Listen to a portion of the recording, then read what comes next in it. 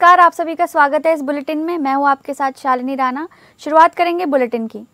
ब्रह्म कुमारी राजयोग केंद्र पहुंची राष्ट्रपति द्रौपदी मुर्मू, जहां उनका भव्य स्वागत किया गया। उनके स्वागत के लिए मयूर नृत्य किया गया।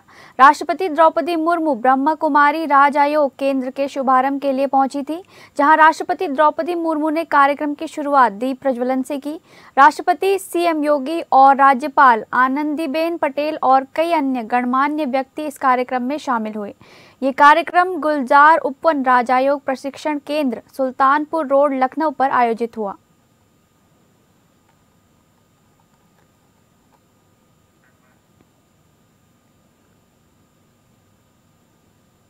लखनऊ में उत्तर प्रदेश युवा कांग्रेस का वोट चोर गद्दी छोड़ आंदोलन शुरू हो गया है। कांग्रेसी प्रदेश कार्यालय से मार्च निकालते हुए चुनाव आयोग कार्यालय की ओर वोट चोर गद्दी छोड़ आरएसएस की नई शाखा चुनाव आयोग के नारे लगाते हुए निकले। पुलिस बैरिकेडिंग लगाकर उन्हें रोकने की कोशिश करती रही, जहां कांग्रेसियों और पुलिस में तीखी नोकझोंक भी हुई। कांग्रेसी पुलिस के बैरियर पर चढ़ गए। पुलिस उन्हें घसीटकर उन्हें वैन में बिठाया। दरअसल उत्तर प्रदेश युवा कांग्रेस ने आज हजरतगंज स्थित चुनाव आयोग कार्यालय का घेराव करने का ऐलान किया था। इसके लिए सुबह से ही प्रदेश भर में कांग्रेसी लखनऊ पहुंच गए थे। प्रदर्शन को देखते हुए कांग्रेस प्रदेश कार्यालय और चुनाव आयोग कार्यालय के बाहर बैरिकेडिंग करके भारी पुलिस बल तैनात कर दिया गया था।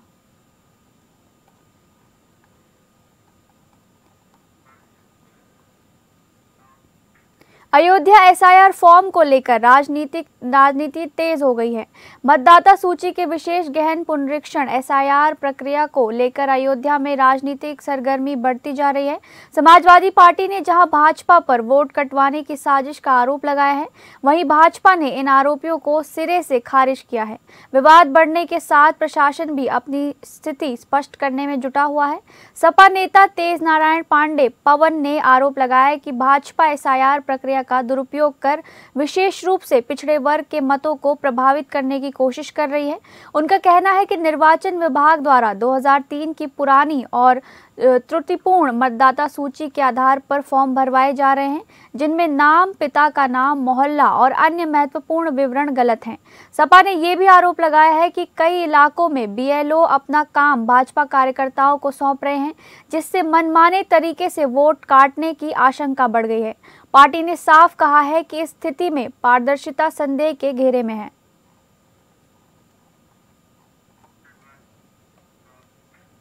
बहराइच में रियल एस्टेट कारोबारी अब्दुल रहमान खान उर्फ मोइन खान ने बड़े पैमाने पर आयकर की चोरी की है। आयकर विभाग की टीमों की मोइन खान के आवास समेत उसके कारोबारियों के आगरा, मथुरा और बरेली स्थित ठिकानों पर छापेमारी जारी है। सूत्रों के मुताबिक शुरुआती जांच में सामने आया है कि मोइन खान की फर्म का टर्नओवर वर्ष 2020 में लगभग 6 करोड़ रुपए था, जो वर्तमान में 100 करोड़ रुपए है। 5 वर्षों में 15 गुना से अधिक टर्नओवर बढ़ने के बाद भी आयकर का भुगतान न के बराबर किया गया है।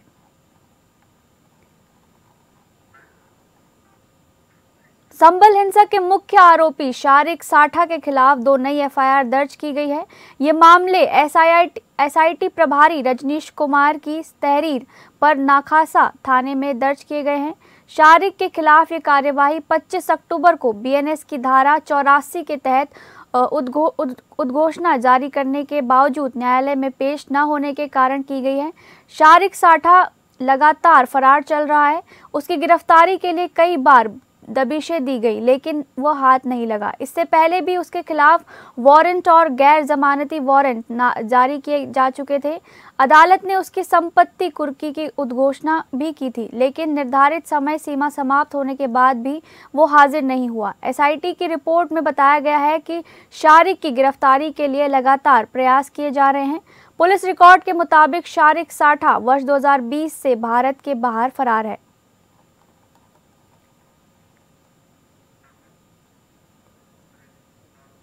मुख्यमंत्री सामूहिक विवाह योजना के तहत बरेली कॉलेज मैदान में भव्य सामूहिक विवाह समारोह का आयोजन किया गया।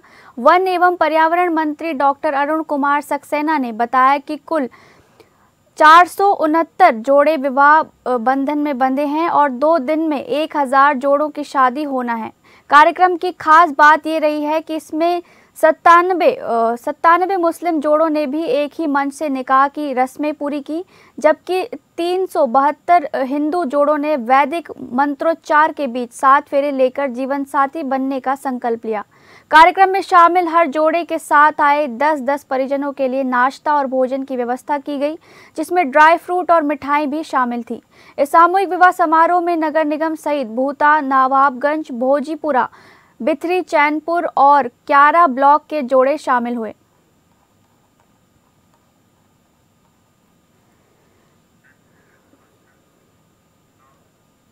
मैनपुरी के बिछुआ थाना क्षेत्र के खटाना का एक तांत्रिक सुर्खियों में आया है, जो 350 रुपए की फीस लेकर तांत्रिक क्रिया कर लोगों को उपचार लाभ देने का दावा करता है। तांत्रिक लोगों से नींबू और साबुत मिर्च भी मंगाता है, जिसके बाद क्रिया कर स्वास्थ्य लाभ देने का दावा करता है। बड़ी बात यह है कि मंदिर पर साधारण बीमारियों का इलाज कराने लोग नहीं आ रहे, बल्कि गंभीर बीमारियों का इलाज भी तांत्रिक करता है। तथाकथित तांत्रिक खुलेआम लोगों को तंत्र क्रिया के जाल में फंसाकर आस्था से खिलवाड़ कर रहा है, जिसका वीडियो अब सोशल मीडिया पर जमकर वायरल हो रहा है।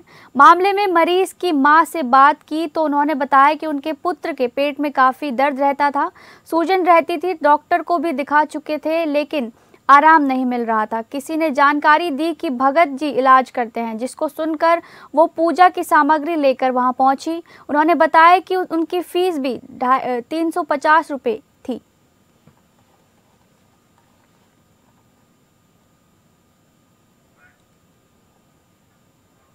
बांदा जिले के मठौन थाना अंतर्गत आने वाली मरौली खदान का पूरा मामला है, जहां बेशुमार और बड़ी बड़ी पोकलैंड मशीनों से 50-100 फुट गड्ढा खोदकर अवैध खनन किया जा रहा था। नदी का दोहन, जिसमें ये खदान शुरू से ही अवैध खनन के लिए चर्चित रही है। पिछले स्तर खनिज और राजस्व की संयुक्त टीम ने इसी खदान में जांच के उपरांत पाया था अवैध खनन परिवहन, जिसमें लगाया था भारी भरकम जुर्माना। लेकिन फिर नए स्तर में खदान ओपन होते ही शुरुआत दौर से ही इस मरौली खदान खंड संख्या 5 में दिखने लगी है अवैध खनन की वारदात। इबारत लगातार कई समाचार पत्रों व टीवी चैनलों में इस खदान के अवैध तरीके से खनन कार्य की खबरें चल रही हैं, लेकिन जनपद के जिम्मेदार अधिकारियों ने काला चश्मा लगा रखा है। या कहा जाए कि खदान संचालक अधिकारियों को अपनी मुट्ठी में रखता है या मजबूत पकड़ बनाए हुए है, तभी तो इस खदान की तरफ कोई जिम्मेदार आंख उठाकर भी नहीं देखता।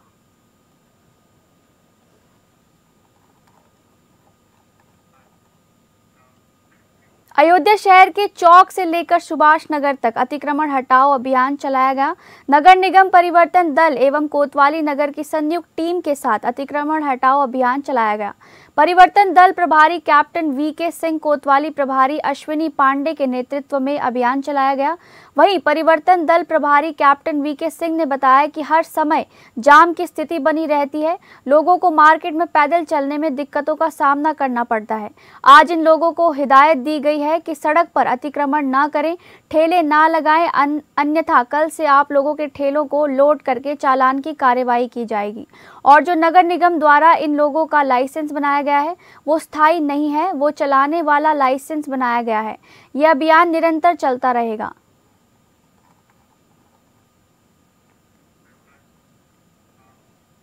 अमेठी में विद्युत विभाग की एक मुश्त समाधान योजना शुरू की गई है। इसी को लेकर कस्बे में विद्युत विभाग ने जागरूकता रैली निकाली। लोगों को बताया गया कि अब बकाया बिजली बिल चुकाने का एक बड़ा अवसर उपलब्ध है। 2 किलोवाट घरेलू और 1 किलोवाट टी कमर्शियल कनेक्शन वाले उपभोक्ताओं को 100% ब्याज माफी का लाभ दिया जाएगा। एसडीओ अमेठी ने अपील की है, बिजली बिल राहत योजना का अधिक से अधिक लाभ उठाएं, यह अवसर फिर नहीं मिलेगा।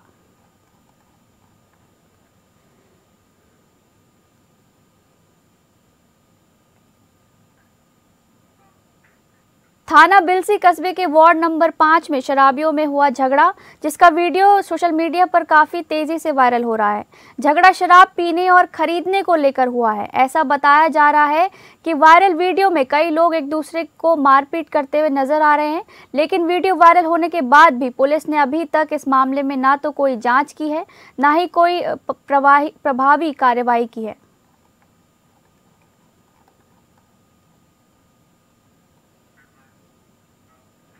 पीलीभीत जिलाधिकारी और पुलिस अधीक्षक ने जिला कारागार का औचक निरीक्षण किया। निरीक्षण के दौरान अधिकारियों ने बैरकों, रसोईघर, स्वास्थ्य सुविधाओं, पेयजल व्यवस्था और सुरक्षा व्यवस्था सहित सभी प्रमुख हिस्सों का गहनता से जायजा लिया। निरीक्षण के दौरान डीएम और एसपी ने बंदियों से सीधे बातचीत की।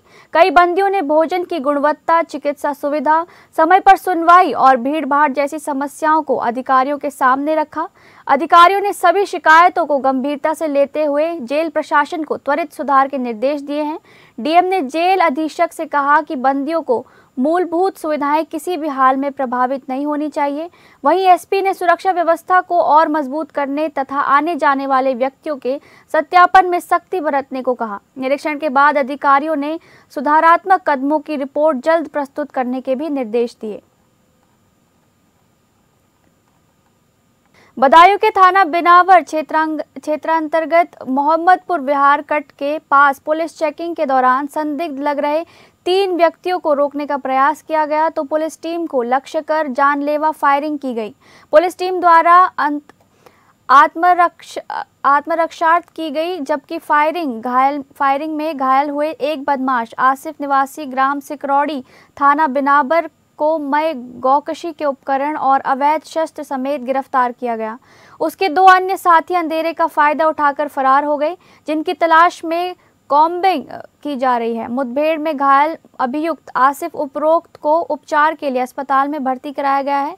अभियुक्त आसिफ उपरोक्त थाना बिनावर का हिस्ट्री शीटर है और उसके विरुद्ध पूर्व में गौकशी आदि संगीन धाराओं में अभियोग पंजीकृत हैं। नियमानुसार अग्रिम का विधिक कार्यवाही की जा रही है। कानून एवं शांति व्यवस्था की सामान्य है।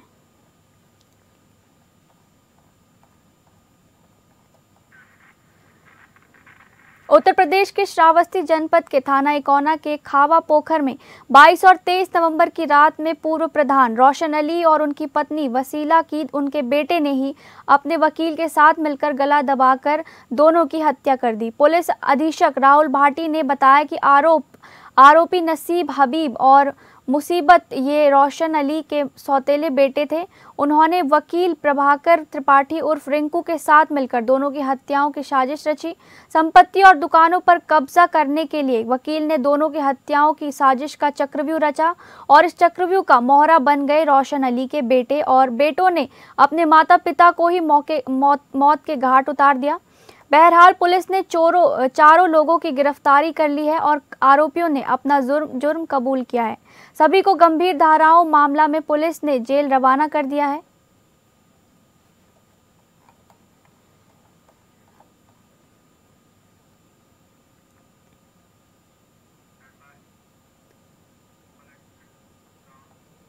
संभल के हयातनगर थाना क्षेत्र स्थित गंगा एक्सप्रेसवे पर हुए भीषण सड़क हादसे ने पूरे इलाके को दहला दिया है। कार और पिकअप की आमने सामने की जोरदार टक्कर में 3 महिलाओं और 3 बच्चों की मौके पर ही मौत हो गई, जबकि 4 लोग गंभीर रूप से घायल हुए हैं।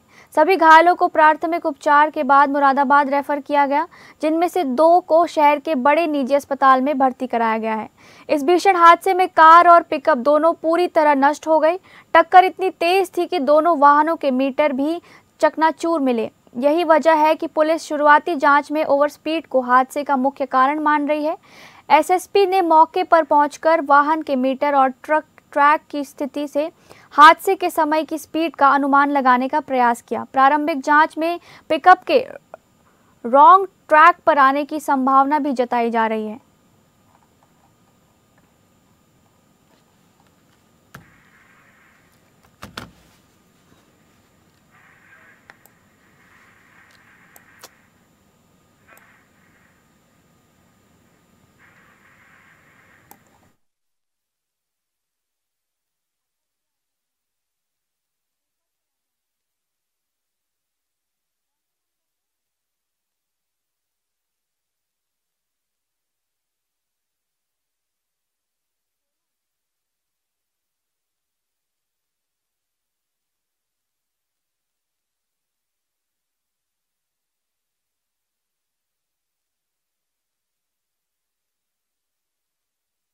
इकौना पुलिस ने सनसनीखेज डबल मर्डर केस का किया अनावरण, 4 शातिर आरोपी गिरफ्तार।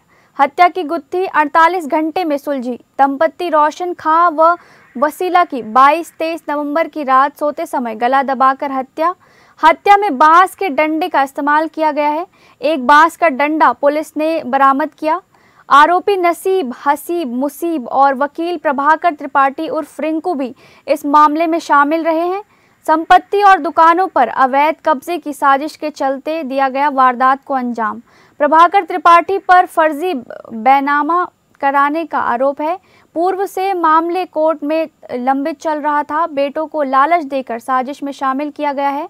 आरोपियों ने ये जुर्म कबूल कर लिया है। गिरफ्तारी खापा पोखर मोड़ के पास से हुई है। मुखबिर की सूचना पर सभी के खिलाफ कई धाराओं में कार्रवाई जारी है।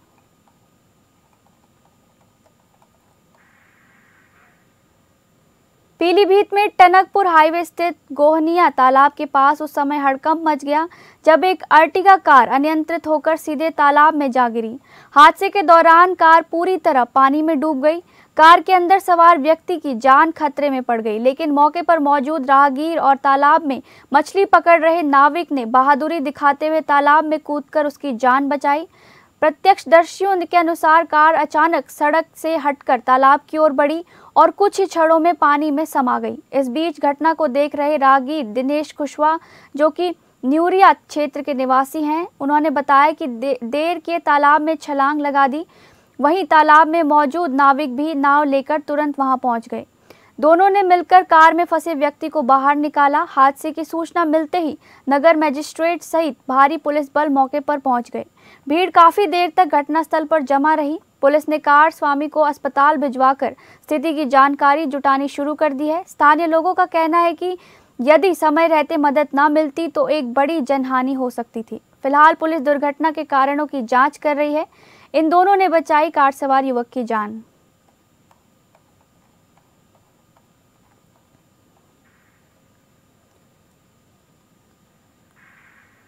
पीलीभीत अपर पुलिस अधीक्षक विक्रम दहिया के द्वारा थाना जहानाबाद का ये मामला सामने आया है, जहां वार्षिक निरीक्षण किया गया है।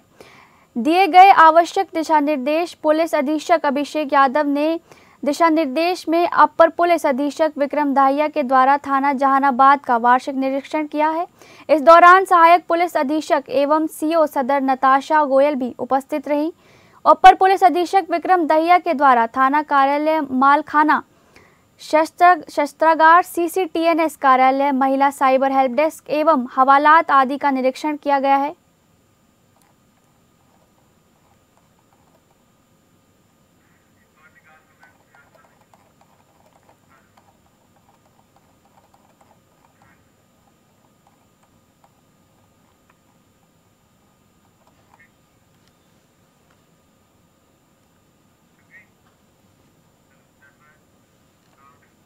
मैनपुरी जनपद के बेवर कस्बा के निवासी अंतर्राष्ट्रीय तैराक 67 वर्षीय श्यामलाल शर्मा ने स्विमिंग प्रतियोगिता में एक गोल्ड सहित 5 पदक जीतकर जनपद का नाम रोशन किया। कस्बा के अंतर्राष्ट्रीय तैराक 67 वर्षीय श्यामलाल शर्मा ने स्विमिंग प्रतियोगिता में एक गोल्ड सहित 5 पदक जीतकर जनपद का नाम रोशन किया। स्विमिंग प्रतियोगिता 21 से 23 नवंबर तक तेलंगाना एक्वेटिक एसोसिएशन के तत्वाधान में एक्वेटिक कॉम्प्लेक्स GMC बाल योगी स्टेडियम हैदराबाद में आयोजित हुई, जिसमें श्यामलाल शर्मा ने 1 गोल्ड मेडल व 3 सिल्वर और 1 ब्रॉन्ज मेडल जीतकर जनपद का नाम रोशन किया। श्यामलाल शर्मा ने अपनी आयु वर्ग की श्रेणी में 100 मीटर ब्रेस्ट स्ट्रोक में प्रथम स्थान ग्रहण किया। 100 मीटर बैक स्ट्रोक द्वितीय स्थान, 50 मीटर बैक स्ट्रोक तृतीय स्थान व 2 रिले एक्वेटिक में द्वितीय स्थान पाकर प्राप्त किया। ऑर्गेनाइजिंग सेक्रेटरी के श्रीनिवास सहित एसोसिएशन के सदस्यों द्वारा उन्हें प्रमाण पत्र व मेडल देकर सम्मानित किया गया। इससे पूर्व भी उन्होंने कर्नाटक, लखनऊ, दिल्ली, विशाखापट्टनम, तेलंगाना में आयोजित तैराकी प्रतिस्पर्धाओं में स्थान प्राप्त किए हैं।